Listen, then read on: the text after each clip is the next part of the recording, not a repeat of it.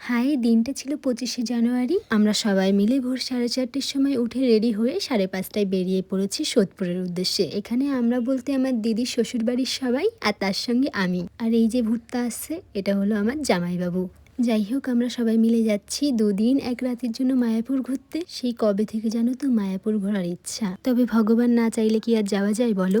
যাকগে শেষমেশ পর আমার শ্রীকৃষ্ণের ডাক পেয়েছি। সকালবেলা সুন্দর সূর্যোদয় দেখতে দেখতে বেশ ভালোভাবেই পৌঁছে যাব এবার। সত্যি বলতে সকালে উঠলে না সারা দিনটা ফ্রেশ লাগে। আর যে শ্রীকৃষ্ণের দর্শন করতে যাব তার জন্য মনটা এক আলাদাই ফুরফুরে মেজাজে ছিল। ভাগ্যিস দিদিদের সঙ্গে যেতে পেরেছিলাম।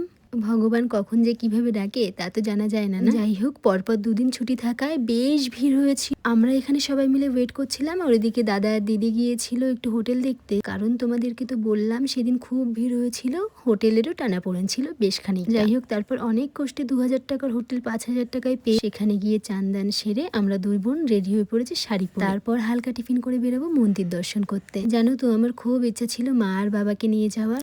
এবার তো চিনে আসলাম পুরোটাই, এর পরের বার মা আর বাবাকে আলাদা করে আমি নিয়ে যাবই। যাই হোক, তারপর বেরিয়ে আমার মনা সবার আগে 1 গ্লাস আখের রস খেয়ে নিল আর তারপর আমরা ঢুকলাম মন্দির দর্শনে। সত্যি বলতে দিনটা একদম তাড়াহুড়ো করে গিয়েছে, কারণ হাতের সময় খুব কমই ছিল আর আমরা ছিলাম 12 জন লোক। তোমরা আগে কে কে মায়াপুর গিয়েছো আমাকে অবশ্যই জানিও। কিন্তু মন্দিরের ভেতরটা এত সুন্দর চোখই ফেরানো যায় না। জানো তো আমার মেন মায়াপুর যাওয়ার উদ্দেশ্য ছিল সন্ধ্যা আরতি দেখার জন্য, কারণ আমি অনেক শুনেছি সেখানে সন্ধ্যা আরতি নাকি অসাধারণ হয়। যেহেতু সন্ধ্যা আরতি হতে হতে 6টা বাজবে আর আমরা তো গিয়েছিলাম 1টার দিকে, তাই আমরা ভেবেই নিয়েছিলাম আগে মন্দিরের চারিদিকটা ঘুরবো, তারপর দুপুরের খাওয়া দাওয়া সেরে একটু রেস্ট নিয়ে মন্দিরের ভেতরে ঢুকবো। আর হ্যাঁ, আমাকে শাড়ি পরে কেমন লাগছে অবশ্যই জানিও। আমরা দুপুরের খাওয়া দাওয়া সেরে গিয়েছিলাম গোশালা দেখে। হ্যাঁ, আমাদের সঙ্গে কিন্তু 2-3টে গরুও ছিল। যাই হোক, আজকের দিনটা আমরা তাদেরকে একটু ইগনোর করব। চলো তোমাদেরকে গোশালার ভেতরটা পুরোটা দেখাই। ওই যে তোমাদেরকে বললাম খুব ভিড় হয়েছিল, এই ক্লিপটা দেখে হয়তো একটু হলেও বুঝতে পারবে যে কতটা ভিড় হয়েছিল। এবার চলো একদম ভেতরে নিয়ে যাই। এখানে অনেক গরু ছিল আর তাদের প্রসাদের দামও অনেক। সবাই তো গরুদেরকে আদর করছিল, ধরছিল।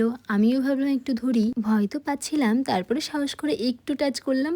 কিচ্ছু বলে না জানো তো। কয়েকটা গরু আছে একটু রাগী, তবে একটু আদর করলে দেখলাম তারাও শান্ত হয়ে যায়। এই প্রথমবার আমি গরুকে টাচ করলাম। আচ্ছা, তোমরা মায়াপুর গিয়ে গোশালায় গিয়েছো কিনা সেটাও কিন্তু আমায় জানাবে।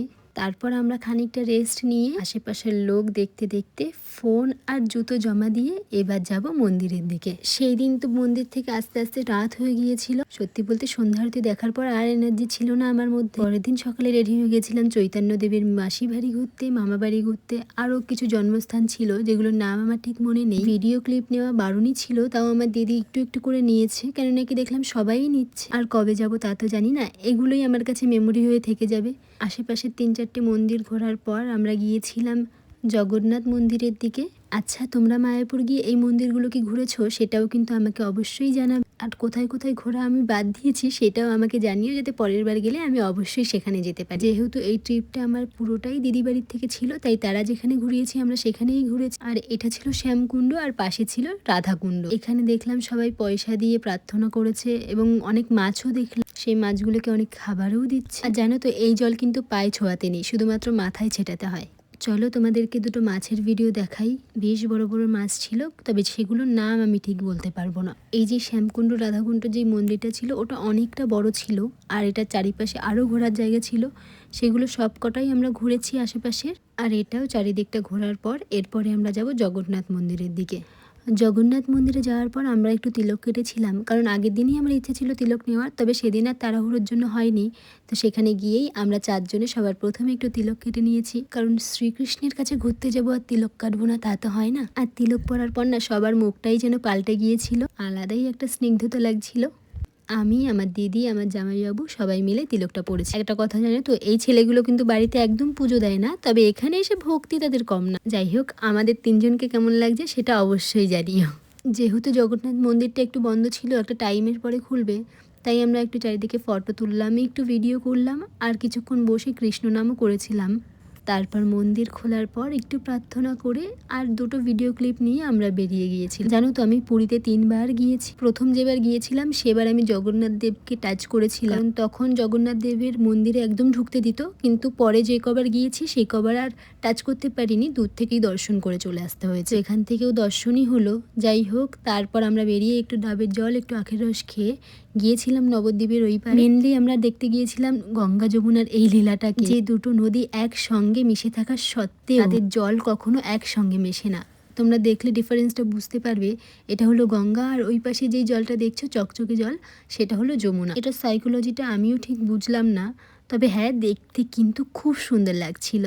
আর এই নদীর মাঝখান থেকে মায়াপুরের মন্দিরটা এত সুন্দর লাগছিল, যেটা নিজের চোখে সামনাসামনি না দেখলে বোঝাই যাবে। যাই হোক, নবদ্বীপে একটু ঘোরার ইচ্ছা ছিল, তারপর আমরা সেখান থেকে একটু দই কিনে নিলাম। আর যেইখানে ঘোরার ইচ্ছা ছিল সেটা ক্যান্সেল হয়ে যায়, কারণ আমাদের বাড়ি যাওয়ার একটু তাড়া ছিল, কারণ নয়তো আমাদের ট্রেন লেট হয়ে যেত। আর যেহেতু এতগুলো লোক মিলে গিয়েছিলাম, সাথে বাচ্চা ছিল, তাই আমরা সেখান থেকে তাড়াতাড়ি রওনা দিই। তারপর বাড়ি আসার সময় আমাদের অনেকগুলো ট্রেন চেঞ্জ করতে হয় ভিড়ের কারণে। তবে হ্যাঁ, শেষমেশ এই ট্রিপটা আমাদের বেশ সফল হয়েছে। ভগবানের কৃপা থাকলে আরও তীর্থস্থান ঘুরতে পারবো, আর সেগুলোও তোমাদের সঙ্গে শেয়ার করব। এখনের জন্য টাটা।